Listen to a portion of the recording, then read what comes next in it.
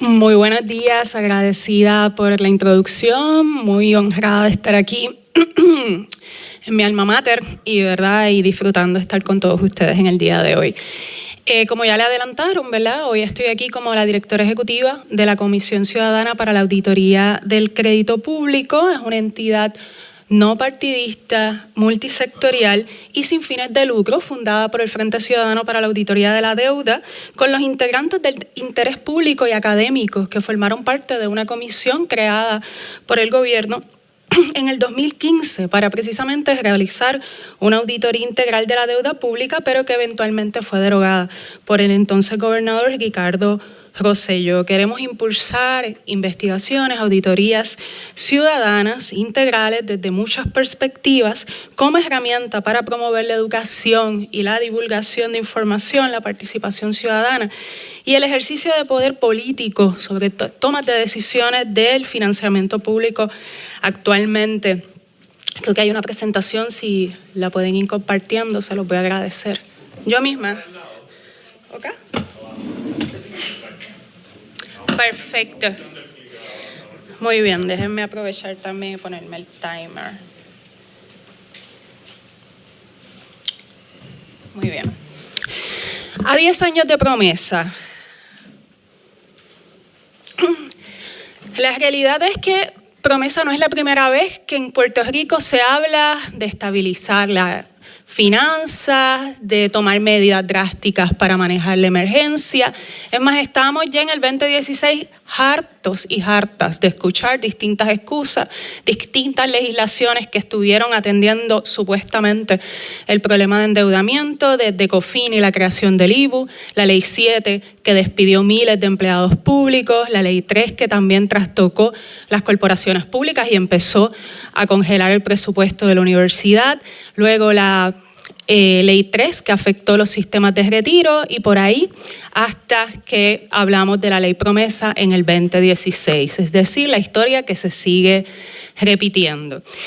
Y a 10 años de promesa, un experimento colonial fallido, 9 años en la quiebra, 9 años de planes fiscales imponiendo recortes a servicios públicos, eliminando derechos y protecciones del trabajo y retiro, privatizaciones, desregulación.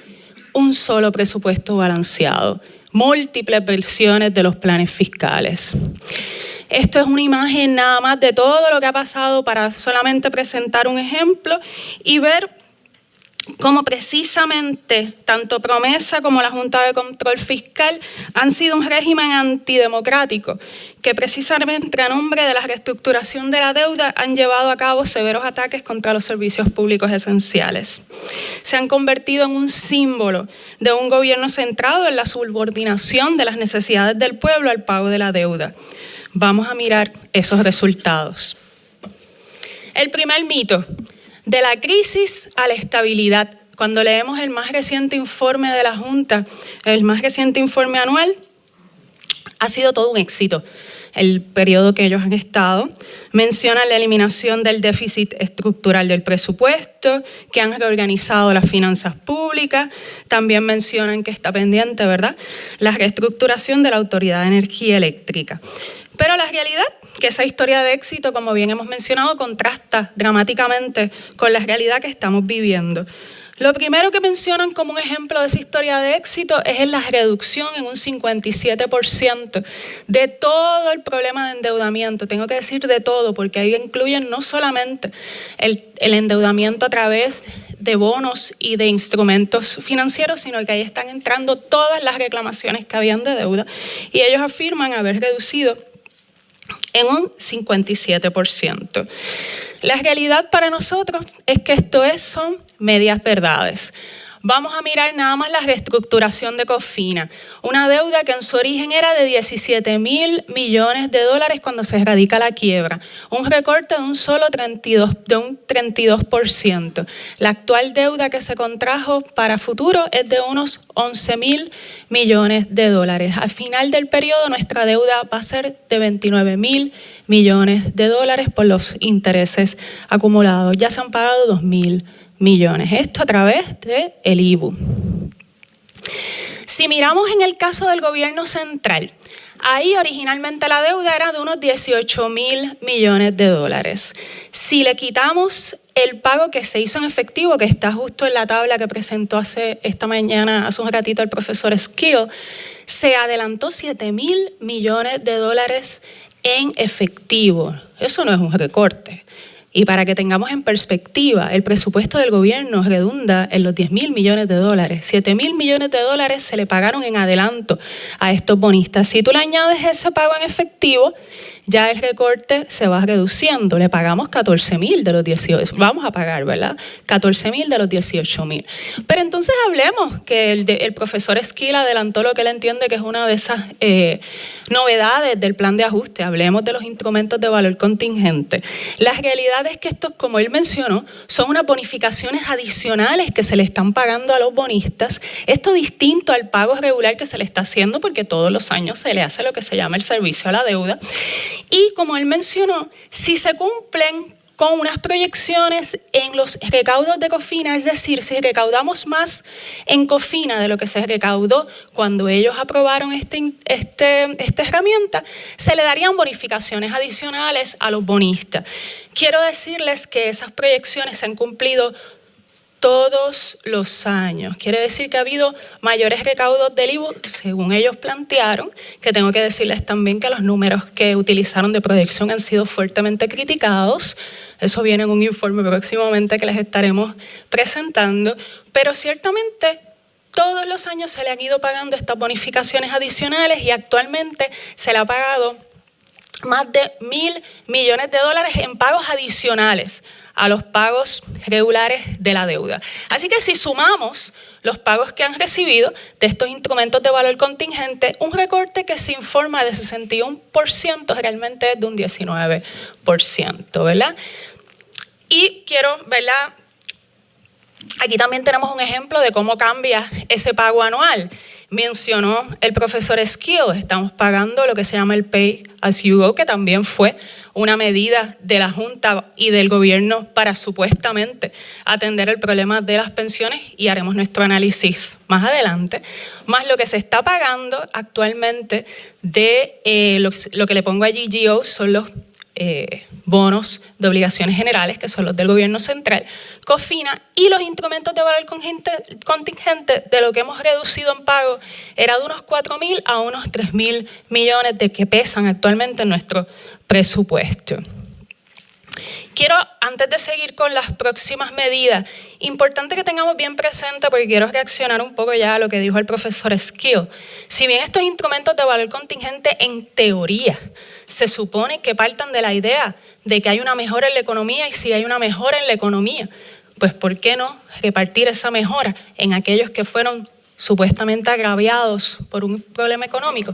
El problema es que Puerto Rico no ha enfrentado ninguna mejoría en la economía. Ha habido unos aumentos de recaudos del IVU, pero puede estar teniendo problemas en todas las demás áreas económicas, y eso no significa que represente una mejoría. Lo que significa es que si hay un aumento de recaudos, en vez de atender las necesidades, por ejemplo, de la Universidad de Puerto Rico, se le está dando esos beneficios a los bonistas.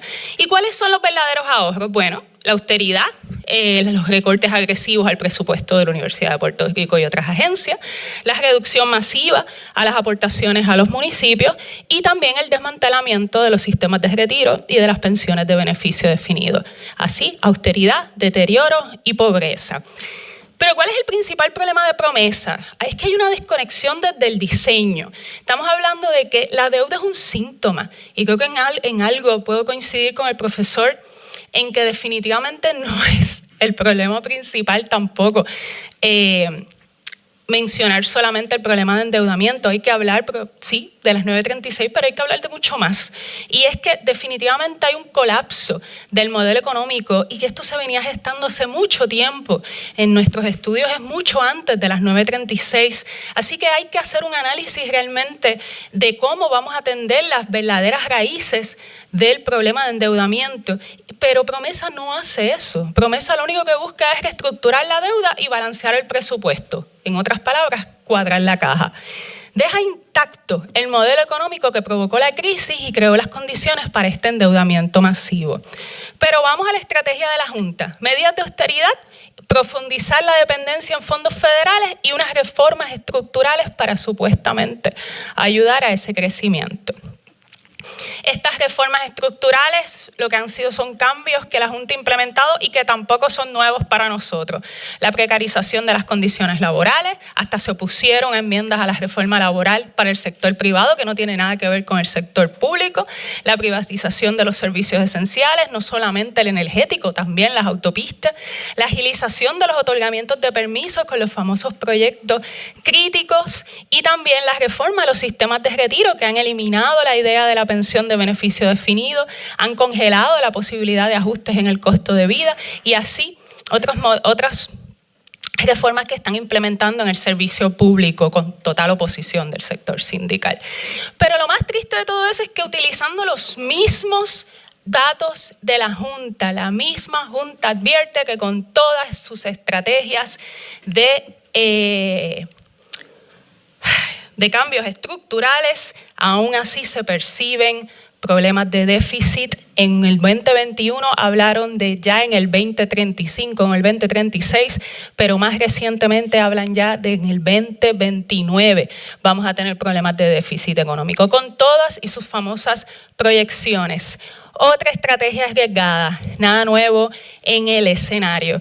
Pero si más preocupante aún es lo que ha hecho la Junta con los fondos federales que han estado entrando y en vez de aprovechar que sí, los fondos federales, aclaramos, no se pueden utilizar para pagar deuda. El tema es que cuando entran fondos federales aumentan los recaudos de impuestos locales y ese dinero precisamente genera unos nuevos beneficios que pudieran ayudar precisamente a la reconstrucción del país, que como estamos también a cuántos años de María y todavía seguimos esperando la reconstrucción. Pues antes del huracán María, antes del COVID, antes de los terremotos, la Junta en sus propios números también advertía que más o menos la capacidad de pago era de unos 808 millones de dólares. Esa era lo que dice la propia Junta. Sin embargo, gracias al estímulo y la influencia que han tenido los miles de millones de fondos federales que han entrado, la realidad es que se ha aprovechado para llegar a unos acuerdos más beneficiosos con los bonistas y actualmente el compromiso de pago es casi del doble.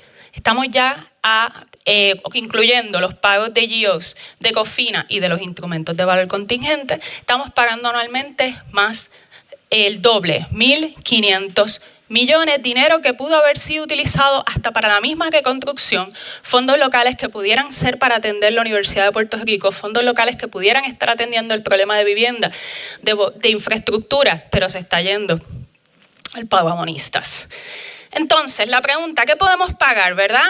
El mismo Stiglitz, a preguntas del compañero, dice, ¿es completamente pagable la deuda que hay? Bueno, la realidad es que estudios de sostenibilidad independientes hechos por Espacios Abiertos advirtieron que lo más razonable para el caso de Puerto Rico era una reducción entre un 60 y un 80%. La Junta procuró un 58%.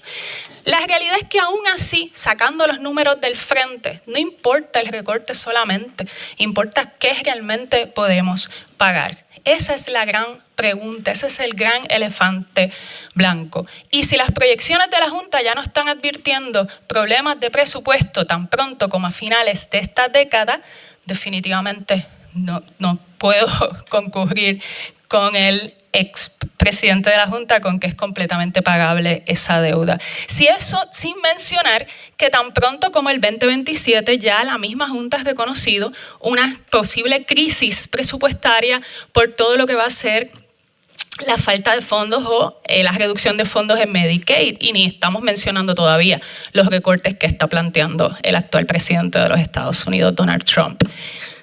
Segundo mito, promesa nos protegió de los acreedores. falso también.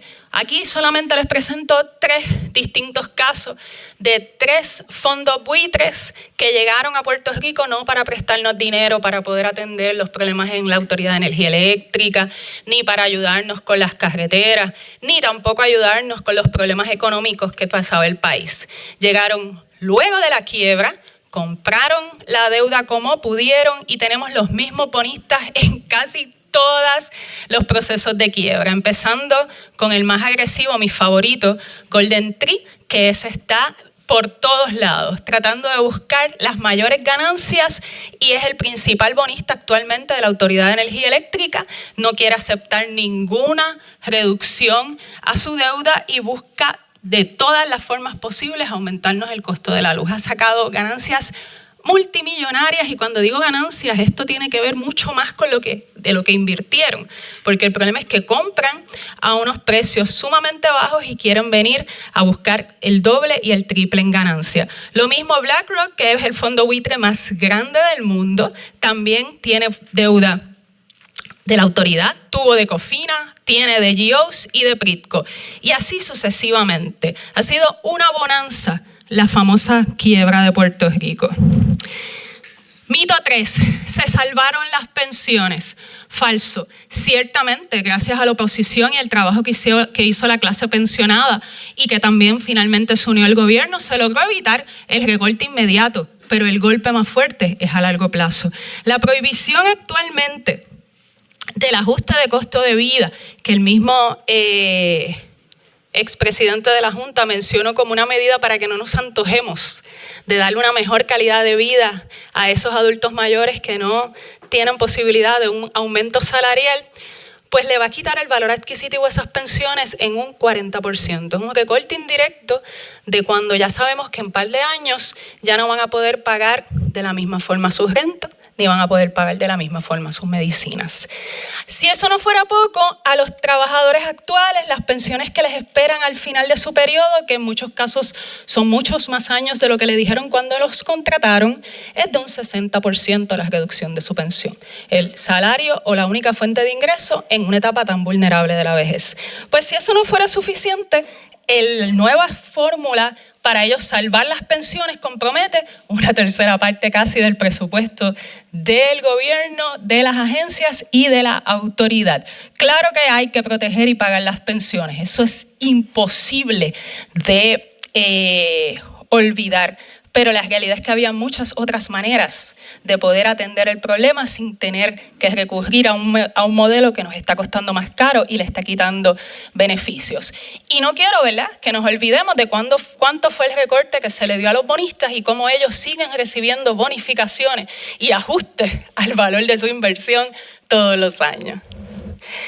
Responsabilidad fiscal, otro de los mitos. Mientras les cortan a todo el mundo y hablan de malgastos económicos, la realidad es que la Junta se ha aprovechado la bonanza para contratar a cuanto asesor quieran. Y claro que queremos los mejores asesores para ayudarnos a reducir el pago de la deuda. El problema es que no lo podemos pagar tampoco. Estos $2,000 millones en consultores también es un descaro y es una ofensa a una isla que le está recriminando todo el tiempo hasta cuánto le paga a sus pensionados, que quiero dejarles saber que las pensiones promedio en Puerto Rico son de $1,500, que es una falta de respeto. Pero si eso no fuera suficiente, el estimado de GAO, de la Oficina Congresional, era de unos 370 millones en costos a los 10 años de la Junta. Eso era lo que pronosticaba el mismo Congreso de los Estados Unidos. ¿Cuándo se va a la Junta? Bueno, si bien el proceso judicial de quiebra está pronto a acabar, la realidad es que la Junta, según nuestros análisis, podría estar muchos años más, por lo menos hasta el 2030, y cuidado si más. La realidad es que está pidiendo mucho más que lo que requiere Promesa, que como siempre se ha hablado muchas veces, la salida al mercado a tasas razonables, 4 presupuestos balanceados, también un nuevo sistema de contabilidad de modificación de acumulación, Modified Accrual Basis, y no ha cumplido ninguno.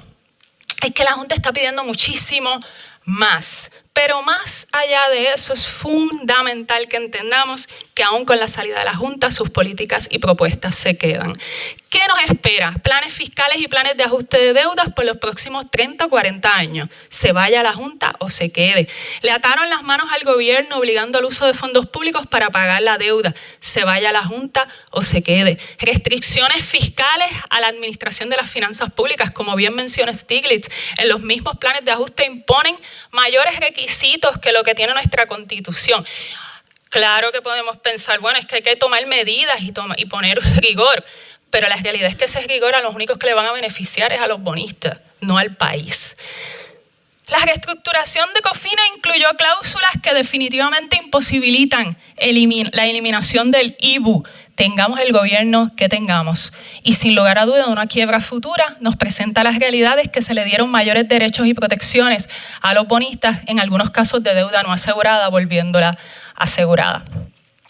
Conclusiones, ¿verdad?, preliminares. Lamentablemente la Junta, también se pronosticaba eso, ha caído en los mismos patrones que nos llevaron a la quiebra. Planes de pago muy generosos, sobreestimar los ahorros de sus reformas y subestimar el impacto negativo que tiene la austeridad. La Junta ha sostenido un régimen como tal gracias a la influencia y a la entrada masiva de fondos federales que han logrado una leve recuperación, pero que eso se está acabando. La alta dependencia de fondos federales y nuevos recortes nos presentan un riesgo brutal y sin una estrategia de desarrollo económico que sea justa, equitativa y ecológica, no vemos un futuro posible. Si no se atienden las causas estructurales de la crisis, Promesa se limitó a imponer su régimen colonial y sacrificar las necesidades del país en el ejercicio de cuadrar la caja.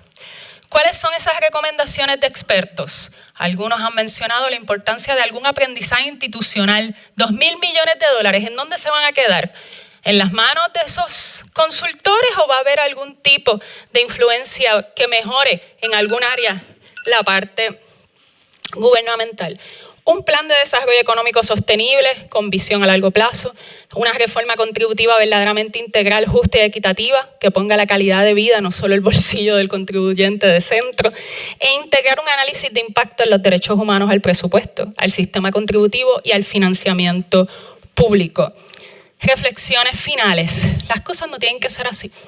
A nivel internacional la conversación es mucho más amplia. Estamos hablando de que tanto los prestatarios como los prestamistas, tanto los acreedores como el deudor tienen responsabilidad sobre las deudas, no solamente nosotros. Tenemos que analizar con más garantías de transparencia y rendición de cuentas las negociaciones de estos préstamos. Y sin lugar a dudas, hay que hacer una evaluación del impacto en los derechos humanos. Por ahí decía el profesor que según él la deuda no es odiosa. Hay otras personas por ahí que dicen que sí, que esa deuda no es nuestra.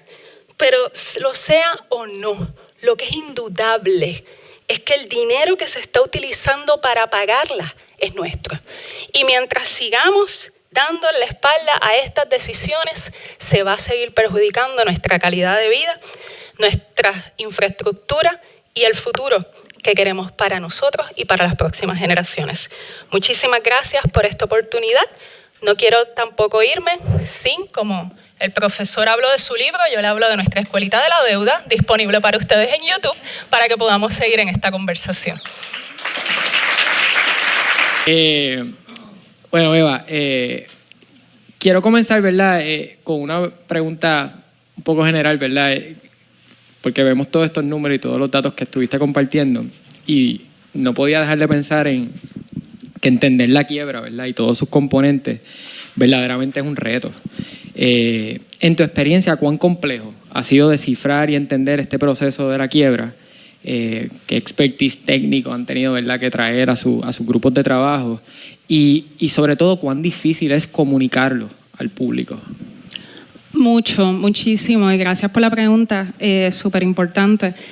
Definitivamente en mi caso, como hubo la introducción, si bien venía de tener el privilegio de alguna preparación en los temas, la realidad es que fue el impacto de todas las medidas de austeridad que estaban ya dándose mucho antes de la aprobación de Promesa, que me dijeron, bueno, hay que ponerse a mirar qué está pasando allá adentro, por eso me uní al esfuerzo para llevar a cabo una auditoría de la deuda y mantengo la idea de que esa auditoría por parte del gobierno se tiene que hacer. Sin embargo, no podemos quedarnos, ¿verdad?, simplemente esperando a que la información llegara y nos pudimos unir. Definitivamente la posibilidad de contar con tanto economistas como CPAs, como profesores de Derecho, que se unieron desde un inicio a la comisión fue fundamental. El apoyo de muchos compañeros que también, incluso sin necesariamente tener preparación en finanzas, se dedicaron a investigar el mercado de bonos, a crear perfiles de esos bonistas, a echarse en el cuerpo todo lo que pasaba, igual que tú, en el proceso de quiebra. Fue fundamental y poder analizar documentos sumamente técnicos en inglés y también poder obviamente contar con otras voces independientes, espacios abiertos también, que fue fundamental con todos sus análisis, ha sido bien importante. Así que ha sido todo un reto. Sin embargo, precisamente una de las razones por las cuales estamos aquí en el día de hoy es que entendemos que no podemos dejar de educar, no podemos dejar de informarnos. Precisamente una de las grandes críticas que a nivel internacional se hace sobre todo este tema de endeudamiento y por qué se promueven hasta auditorías ciudadanas, no solo gubernamentales, es porque el pueblo tiene que obligatoriamente empaparse de este asunto, porque son decisiones que van directamente a la calidad de vida, no son asuntos puramente financieros, el gobierno que allá resuelva. Hay quien dice, bueno, esos son problemas del gobierno. Cada día vemos que el proceso de promesa para mí desde el día 1 tenía que ver con nosotros, pero a lo mejor si usted no venía a la Universidad de Puerto Rico, o si usted no tenía un hijo en un sistema público, o usted no recibía directamente lo que usted cree que son servicios públicos, la realidad es que todos los días nos vemos afectados. Lo de energía eléctrica quizás es la forma más directa, pero cuando pasó María y no teníamos un gobierno respondiendo, yo sabía que la razón era la deuda, el problema de falta de recursos. Así que ha sido un reto brutal la falta. Y algo que quiero añadir, yo creo que el tema de promesa, que es una conversación entre técnicos, ha hecho un asunto económico, más de lo que debería ser un análisis sobre la calidad de vida, sobre salud, sobre educación, sobre tantos aspectos muy técnicos en las manos de abogados en un proceso de quiebra donde le ha dado la espalda al verdadero análisis científico. Y eso también complejiza el asunto, porque es bien difícil llevar la información más importante al proceso de quiebra para terminar de complejizar un poco el asunto. Y precisamente hablando de esos datos, ¿verdad?, de esa información que han compartido, cuando uno mira las gráficas, ¿verdad?, y escuchándote, y habiendo escuchado, ¿no?, al profesor David Skill antes, están claramente encontrados en muchas cosas.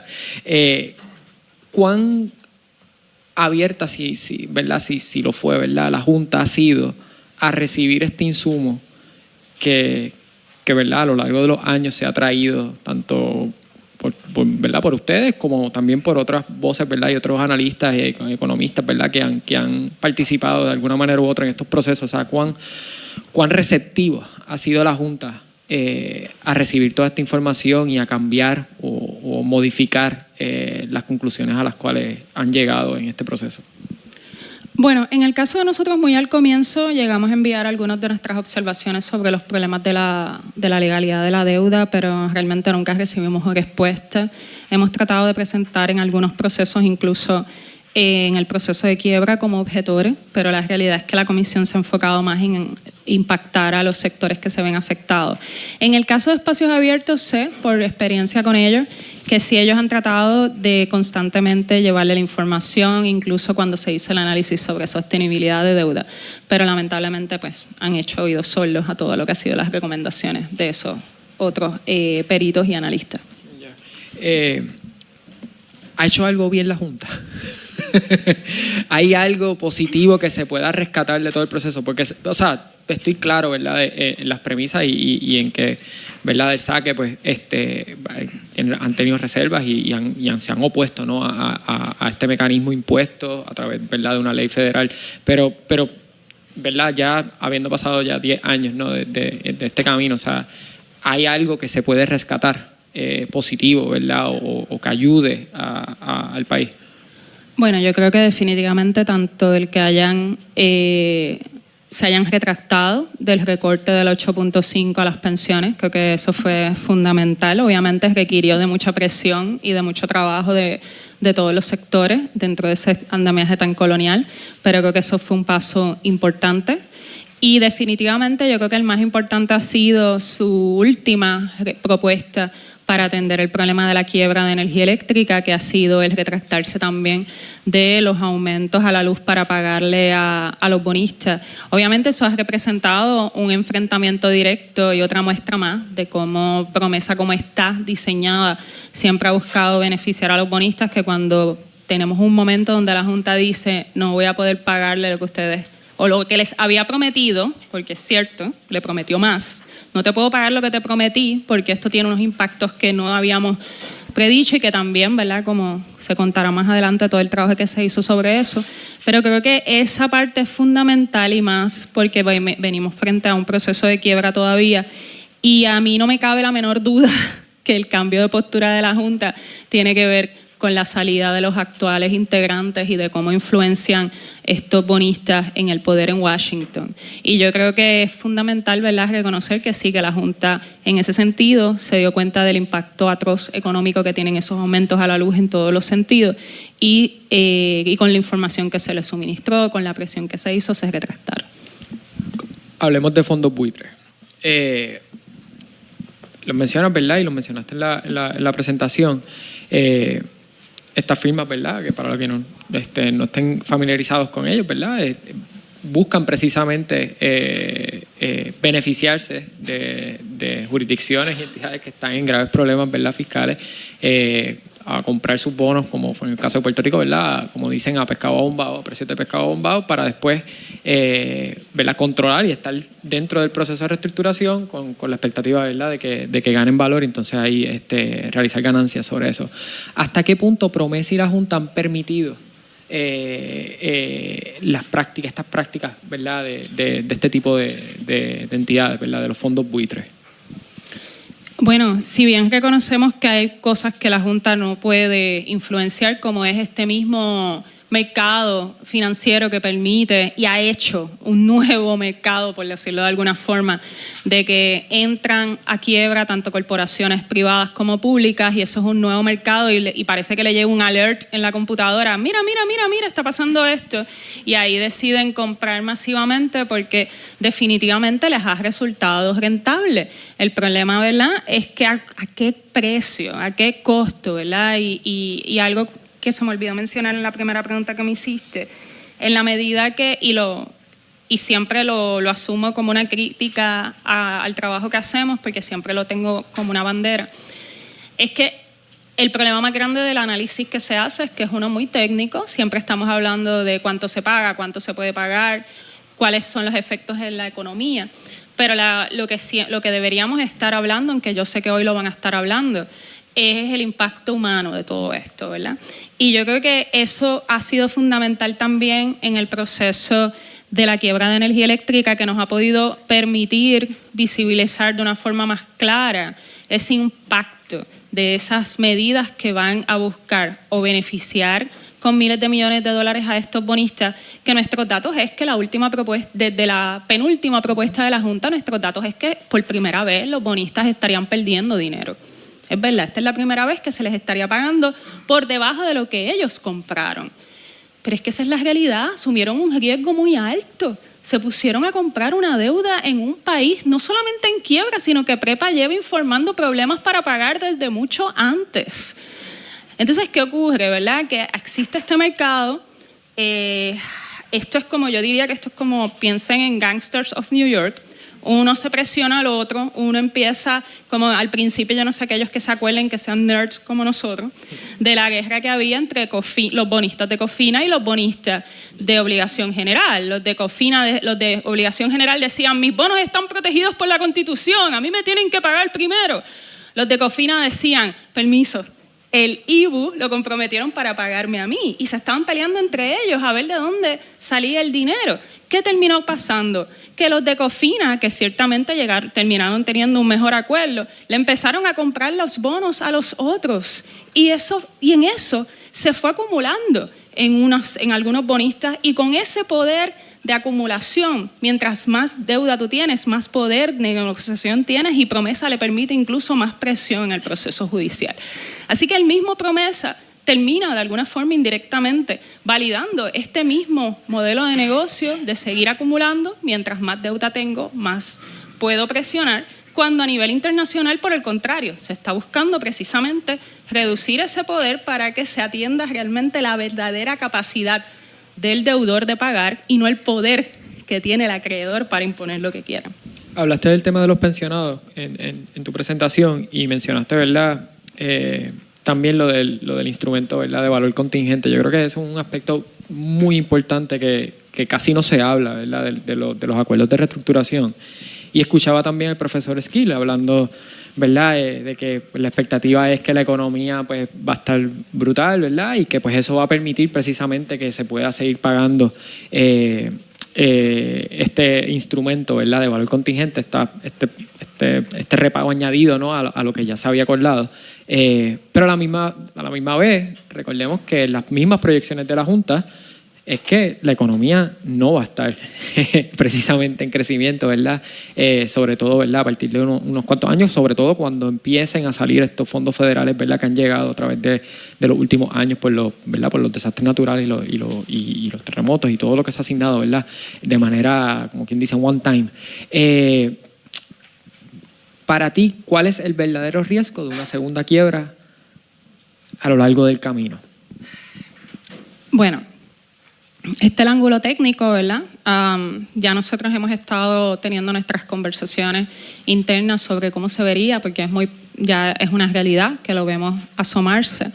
Y ciertamente nos preocupa el impacto que eso pueda tener en los mismos sistemas de pensiones, en las mismas pensiones, en la misma deuda que tiene el gobierno todavía con los pensionados y pensionadas, ya que el poder económico y político que tienen los bonistas es sin lugar a duda muy grande. Y ciertamente los nuevos acuerdos los ponen también en una posición privilegiada. Así que sí nos preocupa cómo pueda salir más impactados o afectados los que ya han sido bastante dañados y los más vulnerables en este proceso inmediatamente. Obviamente la historia nos dice que todos estos, tanto ciudades igual países soberanos que han pasado por estos procesos, siempre han tenido que volver a revisar esos planes de ajuste y esos acuerdos. El caso más cercano para nosotros viene a ser Argentina. Así que, y eso es una conversación que desde el día 1 se planteó cuando se hablaba de sostenibilidad. Se le decía, en la medida en que caigamos a la presión de los acreedores de llegar a un acuerdo que les simpatice, podemos estar cayendo en una trampa, ¿verdad? ¿Por qué? Porque no vamos a poder pagar a largo plazo y vamos a tener que volvernos a sentar ahí. Claro, y también algo que no se me olvida, esta historia de los fondos buitres, ellos se van en la primera que logran un acuerdo, sacan las ventajas económicas y luego pasan la bolita más adelante. Pero la realidad es que yo pienso que es inevitable que se tenga que hacer algún tipo de revisión a esos planes. Los economistas advierten que van a venir muchas más medidas de austeridad antes de eso. Por eso me preocupa mucho que hasta el mismo profesor Skill avise de que es completamente pagable. Claro, si vamos a seguir insistiendo en la misma receta de seguir recortando, el problema es para dónde más van a recortar, qué más van a afectar, nos van a poner un cargo más en dónde, ¿verdad?, para pagar esos nuevos esos acuerdos. Así que sí me preocupan cómo puedan afectarse los pensionados en una futura quiebra. Pienso, a diferencia de Skill, que es inevitable, sobre todo con la situación que está pasando con los fondos federales. Algo que creo que ninguno de los dos discutimos es la importancia que se le dio a la hora de esas proyecciones de pago a la entrada de fondos federales, que hoy está en duda si van a entrar como se propusieron. Así que ya de por sí eso hace que estos planes estén muy vulnerables a un posible impago. Pero ciertamente lo que se advierte dentro del gobierno que tenemos y la Junta es que vienen más recortes antes de una revisión a esos pagos. Entiendo. Y por último, ¿verdad?, para ir terminando, y esta viene de un estudiante, ¿no?, de acá de la facultad, ¿qué lecciones deja el caso de Puerto Rico a otros territorios y jurisdicciones que estén enfrentando sus propias crisis de deuda? Yo creo que es una falacia pensar que una Junta de Control Fiscal va a resolver el problema. Yo creo que desde un principio pensar que la influencia política, porque no queremos tomar decisiones difíciles por el impacto electoral, es falso. Yo creo que no, esa mirada paternalista, problemática, de que de repente necesitamos que vengan de afuera a tratar de poner las finanzas en orden, es un error, ha sido un error fatal, y que parte de ese mismo modelo de juntas de control fiscal cuando las raíces del problema son otros. Vamos a cuadrar caja cuando el problema es cómo es que logramos riqueza, cómo logramos los ingresos que se necesitan, cómo atendemos, porque la realidad es, y también los números dicen, que Puerto Rico dinero hay. Decir que, porque aquí todo el mundo, ¿verdad? Obviamente hay problemas de acceso a vivienda, hay muchísimos problemas de educación, pero no ha dejado de funcionar el país. El país de alguna forma está funcionando y dinero se está moviendo. Y mira todo lo que le estamos pagando a los bonistas en instrumentos de valor contingente. Pero la realidad es que... se me fue la pregunta era, perdón. Sobre las lecciones que deja Puerto Rico para otras, ¿no? La Junta. Yo creo que el apostar a estos mecanismos no atienden, como mencioné, las verdaderas raíces, y si le añades el tema político colonial y lo que significaría también para otros territorios, porque PROMESA, como está estipulado, podría aplicar a otros territorios de los Estados Unidos, es brutal las implicaciones. Y, ¿verdad? Y yo no entro aquí, y es una conversación que creo que se va a tocar más adelante en el día, pues obviamente las dinámicas de la relación colonial de los Estados Unidos. Un solo dato, ¿verdad? Y lo dejo porque es muy técnico, pero creo que es importante que lo tengamos, además del político. Todas las emisiones de bonos que hoy, la gran mayoría, si no todas, que menciona Skill cuando dice, bueno, ese dinero se pidió para Puerto Rico, ¿verdad?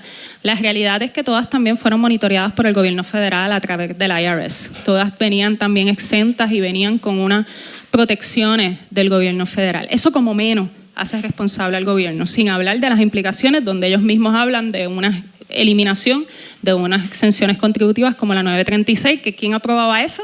El Congreso de los Estados Unidos. Así que las dinámicas por las cuales provocan desde una mirada estructural los problemas de endeudamiento sí son muchas que están ligadas directamente con el gobierno de Estados Unidos. Muchísimas gracias a la licenciada Eva Prados por estar acá con nosotros.